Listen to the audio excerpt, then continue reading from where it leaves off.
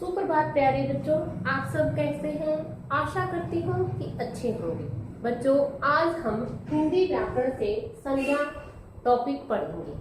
इससे पहले कि हम अपना टॉपिक स्टार्ट करें, मैं आपसे एक बात पूछना चाहती हूँ कि जो हम किसी भी वस्तु या किसी प्राणी या किसी स्थान का बिना नाम लिए किसी को बता सकते कि ये स्थान वहां पर है? बिना नाम लिए हम नहीं बता सकते, क्योंकि इस संसार में जो भी वस्तु है, प्राणी है या कोई भी स्थान है, उसका एक निश्चित नाम होता है और उसी नाम को संज्ञा कहते हैं। कोई भी वस्तु है, ये क्या है? मार्कर है, तो इसे हम मार्कर ही कहेंगे, इसे हम पेंसिल नहीं कह सकते। तो एक निश्चित नाम है, तो उस निश्चित नाम को ही संज्ञा कहते हैं। तो चलो एक बार इसकी परिभाषा देखते हैं।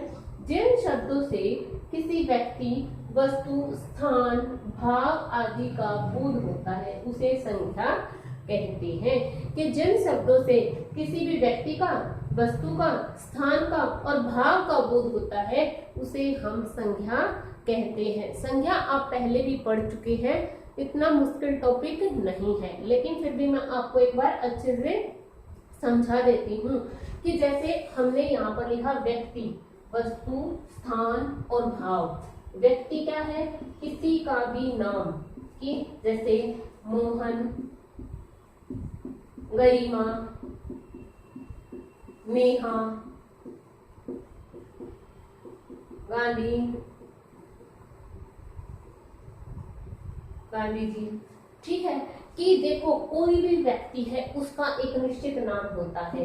जैसे तुम्हारा नाम है, अगर कक्षा में दो बच्चों का नाम सेम होता है, एक जैसा होता है, तो हम उसका डिफरेंस कैसे करते? सरनेम के द्वारा। अगर सरनेम से भी नहीं होता तो उसके फादर नेम के द्वारा हम डिफरेंस करते हैं। फिर उसके बाद है वस्तु। वस्तु कोई भी चीज हो सकती है, जैसे कोई भी वस्तु, मेज, कुर्सी,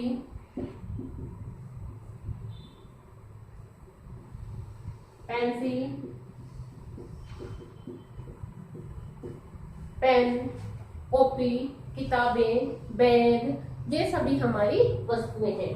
उसके बाद आता है स्थान। स्थान का नाम जैसे गोहाना, दिल्ली, मुंबई, कोलकाता आदि। ठीक है। फिर उसके बाद आता है भाव का नाम। भाव यानी कि जो हमें महसूस होते हैं, जैसे सच्चाई, शत्रुता, मिठास। ठीक है। उसके बाद आते हैं प्राणी। प्राणी जो होते हैं, देखो हमने यहाँ पर सिर्फ व्यक्ति लिखा है, तो अब मैं प्राणी के बारे में बताती हूँ। प्राणी मनुष्य, हाथी, कोई भी जीव जंतु है जो सजीव है, कि कोई भी जो जीव जंतु है जो सजीव है, जिससे जीवन है, और उसे हम प्राणी कहते हैं। तो बच्चों, अब मैं आशा करती हूँ कि आपको ये परिभाषा सही समझ में आ गई होगी। तो संज्ञा से हम जिन शब्दों से किसी व्यक्ति, वस्तु, स्थान, भाव, प्राणी आदि के नाम का बोध होता है उसे हम संज्ञा कहते हैं। अब हम करेंगे कि संज्ञा के कितने भेद होते हैं। संज्ञा बताओ, आप तब तक मुझे बताओ, संज्ञा के कितने भेद होते हैं? संज्ञा के हिंदी भाषा में संज्ञा के 3 भेद होते हैं। कितने भेद होते हैं? 3 भेद होते हैं। नंबर 1 व्यक्तिवाचक संज्ञा, नंबर 2 जातिवाचक संज्ञा, नंबर 3 भाववाचक संज्ञा। आपको यहाँ कंफ्यूज नहीं होना है। समूहवाचक और द्रव्यवाचक, जातिवाचक के भेद होते हैं।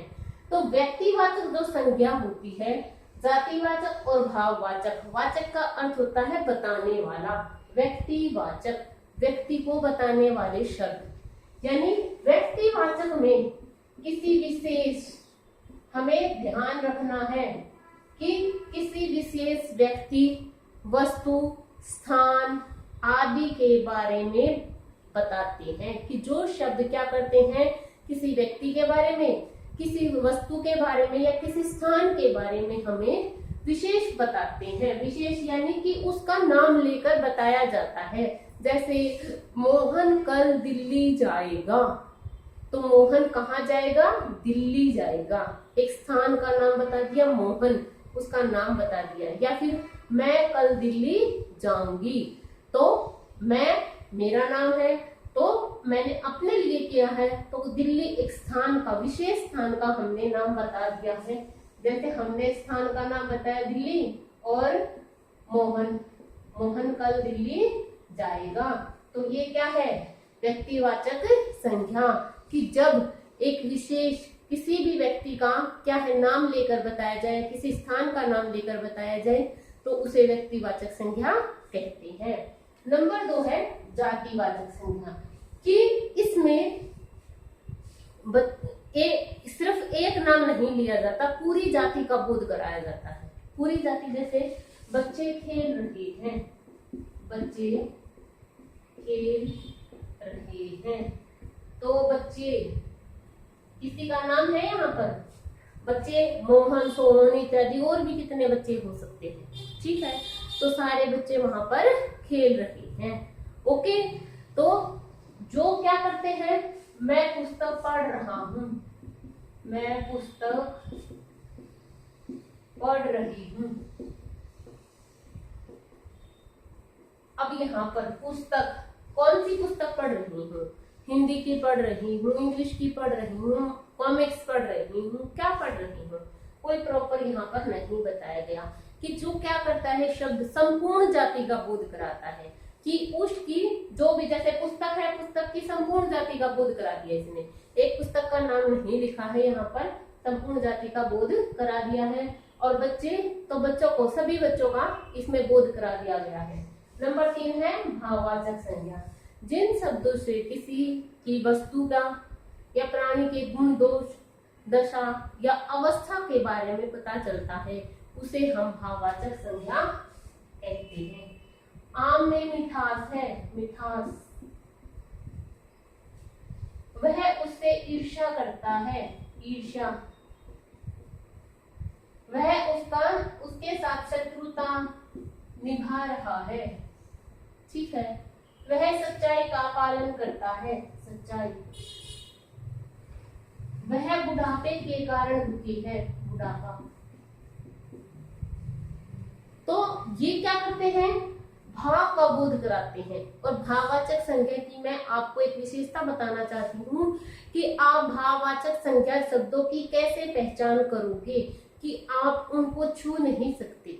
देखो, हमने पुस्तक लिखा, हम पुस्तक को छू सकते हैं, लेकिन यहाँ पर भाववाचक संज्ञा को आप छू नहीं सकते, महसूस कर सकते हो। कि जो आपको फीलिंग आती है कि आपने आम खाया, खट्टा था या मीठा था, तो उस आम में खटास थी या मिठास थी। ठीक है, तो सच्चाई का पालन, सच्चाई को आप छू सकते हो? नहीं छू सकते, आपको उसको सिर्फ महसूस करना होता है।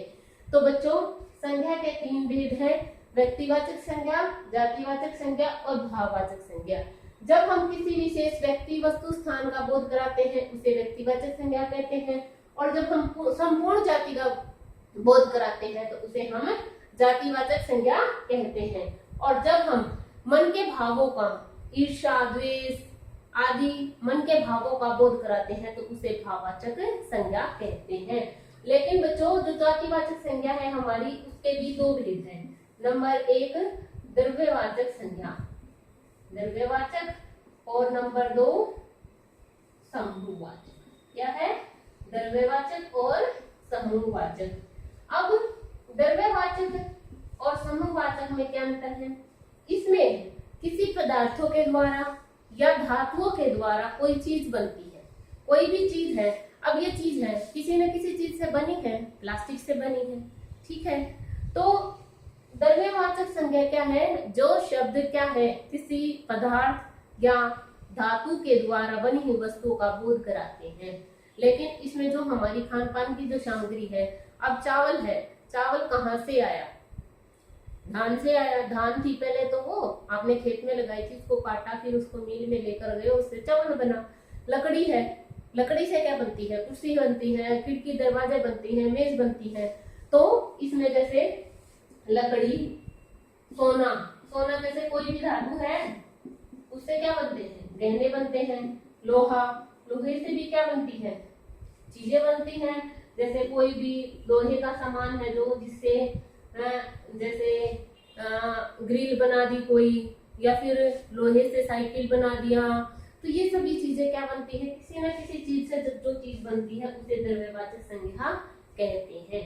उसके बाद आता है समूहवाचक। जैसा कि इसके नाम से पता चलता है, समूह का बोध कराती है, एक ग्रुप का बोध कराती है, कि एक जैसे जो ग्रुप होता है वो उसका बोध कराती है।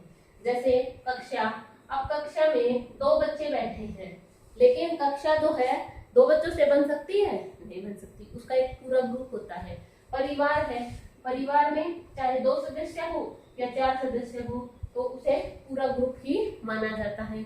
लेकिन बच्चों मैं आपको एक बात और समूहवाचक संज्ञा के बारे में बताना चाहती हूँ कि कुछ क्या है, नाम फिक्स कर दिए गए हैं, कुछ समूह के नाम फिक्स कर दिए गए हैं।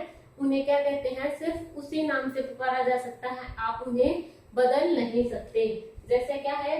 अंगूरों का गुच्छा होता है, अंगूरों का गुच्छा, तो आप उसको क्या कह सकते हो? अंगूरों का झुंड कह सकते हो। क्या होता है? भेड़ों का झुंड होता है, भेड़ों का झुंड। या फिर आप ये कह सकते हो कि भेड़ों का गुच्छा, अंगूरों का झुंड। नहीं कह सकते ना। तो समूहवाचक संज्ञा में क्या होता है? प्रॉपर फिक्स किए जाते हैं। जैसे सैनिकों का जत्था, सेना की टुकड़ी, भक्तों की मंडली, ठीक है। तो ऐसे कुछ शब्द हैं जो फिक्स कर दिए गए हैं, वो समूहवाचक संज्ञा में ही प्रयोग किए जाते हैं। I hope you understand it very well. If you have any confusion, you can ask from me in the comment box. Okay, thank you and have a nice day.